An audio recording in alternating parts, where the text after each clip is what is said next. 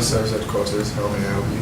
Hello, good morning. NSS Head Office. How may I help you, please? We have set up a call center where service personnel will call in whenever they are and they have any problem, they can call in and their issues can be addressed. The first thing we do when we get to work is to call the people in the IT office. That's where we get our information from. So we work hand in hand with them.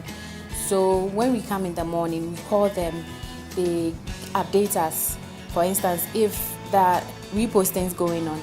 So for instance, if we come in the morning, they tell us, okay, repostings are still ongoing.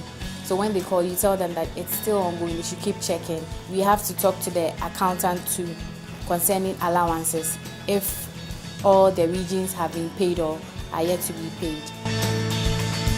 Every single national service personnel come along with their own problems, numerous problems, so many problems.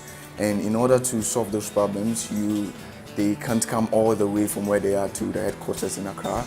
They can't move from where they are, where they've been posted. Some people have been posted to remote areas. They can't move from that remote area to their regional office or district office.